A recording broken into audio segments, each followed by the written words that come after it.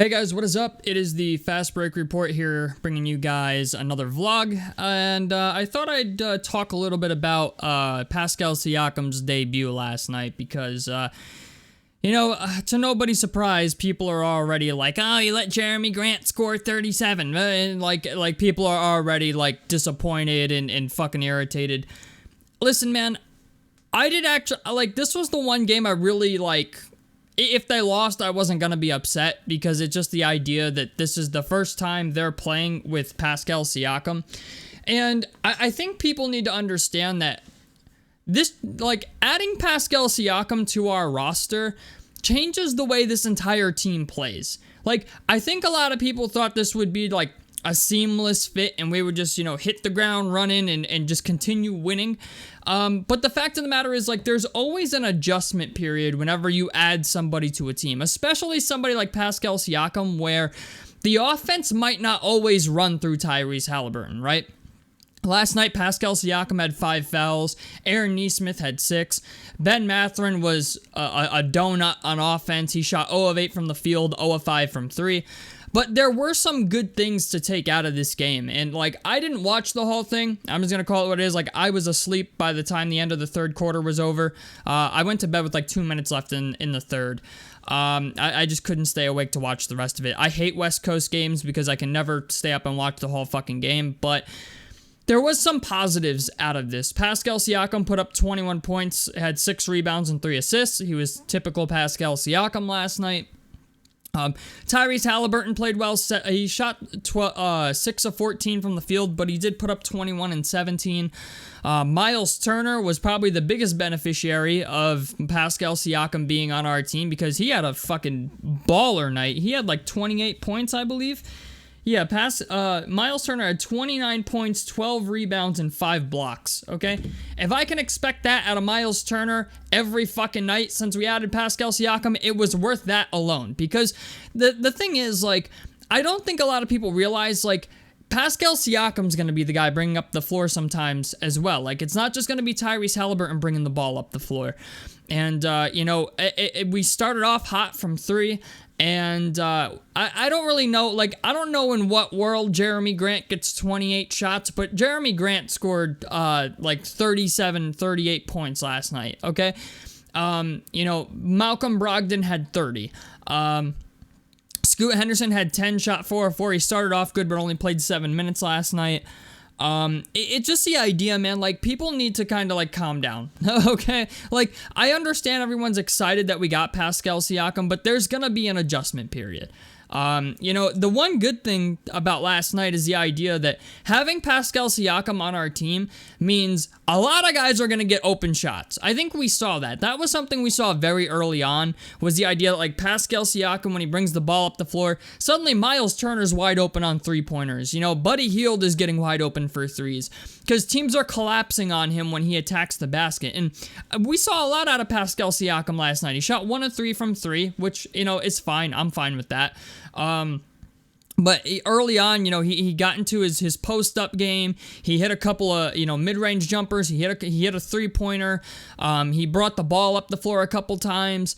So Pascal Siakam is a guy who's really capable of doing it all. You know what I'm saying? A lot of people, I think, thought Pascal Siakam would be a guy that was just kind of like Draymond Green. And while I would agree that he's kind of relegated to a Draymond Green role on this team, Pascal Siakam is gonna be a huge benefit to this team, okay? A couple things that I saw last night that I liked was, the idea that Pascal Siakam can attack the basket and Miles Turner can do what Miles Turner is good at.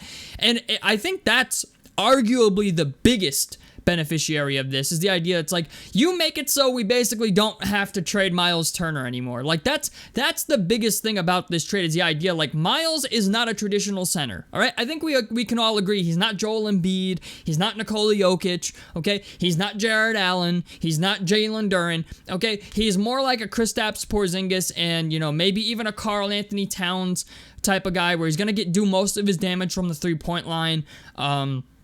You know, a guy like Brook Lopez, for example, like Miles is not a traditional center. So the idea that you could acquire a guy like Pascal Siakam that will allow Miles to play the way that he's supposed to play, like the proper way Miles is supposed to play for what he does, it is a big benefit to this team. And we saw that last night. He had 29 points and 12 rebounds and 5 blocks, okay? It's very rare that I praise Miles Turner for anything, but last night, Miles Turner came to fucking play, okay? He was balling out the gym last night. And that's what I like about this trade. You know, because like for a while, you guys know that I was like, this team cannot win a championship with Miles Turner at center.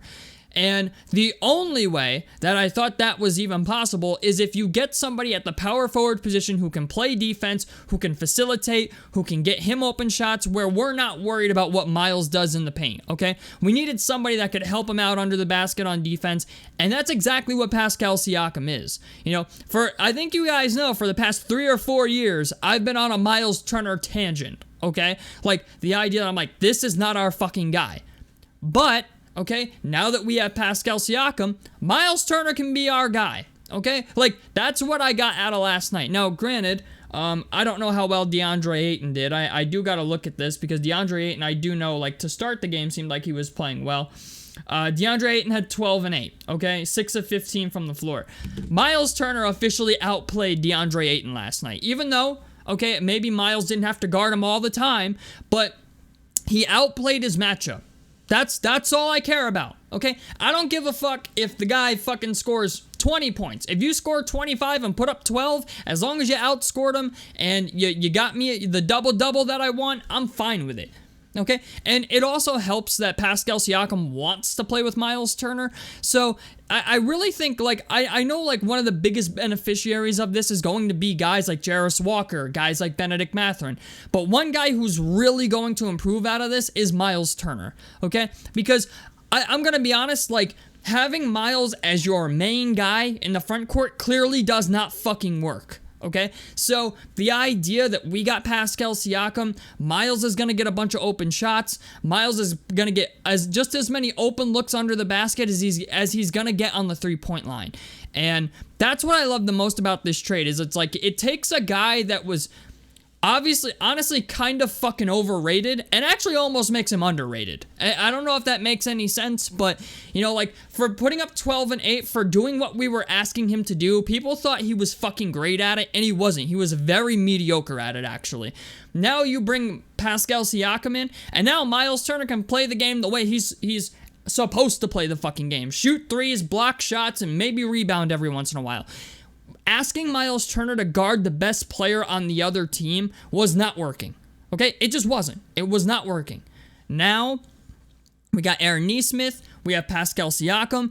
They can guard the best players on the other team. Like, that's what we got out of this. Because, and it's sad because, like, the front office knows this too. I don't know why fans don't, but even the front office knew they had to get Miles some help in the front court. And that's what they did with Pascal Siakam. I also like the idea, like, the spacing. The fucking spacing was great last night. That's another thing that improved, like, drastically, that I saw immediately in the first 2 quarters. I was like, fuck. I'm like, Buddy Hield, Pascal, Miles, Tyrese, like, they're all getting open threes because when Pascal Siakam drives, they know he's got a post game. And that's what we saw last night, too. We saw some of the post game, okay? Like, that's another thing. Miles doesn't have a great post game. Pascal Siakam does, you know? So, like, the idea that they're kind of relegating Miles Turner to being a stretch big and actually, like, embracing that role as a stretch big is fucking huge, okay? Because now he can play properly. And it's sad that it's taken this long. It's taken 9 years to utilize Miles Turner properly, but it's here now. You know what I'm saying? Better late than never. So I know it's disappointing that we lost last night, but understand, like, players got to figure out, you know, where does Pascal Siakam like to shoot the ball? Where does he like to do his damage from? Where does he like to score? You know, where should I be adjacent to him if he's in the post? You know, where should I position myself so that way I get an open shot? Because if you're open, Pascal Siakam's gonna hit you. Okay, so I know a lot of people are disappointed that we lost to Portland of all teams, but it's just the idea, like, we lost 115 to 118. It's not like we got blown the fuck out, but it's just the idea, like, I understand some of the gripes that people have, but understand this is all an adjustment period. The whole thing is an adjustment period. And, you know, it was nice to see, like, Tyrese just communicating with Pascal. Like, they were commuting back and forth. You know, before the game even started, they put Pascal in the middle of the team circle, and we're all, like, hyping him up and shit. Like, they're happy that he's here. So, I think, like, obviously last night was a little bit of a rough showing, okay? Like, the passes weren't perfect, the rotations weren't perfect.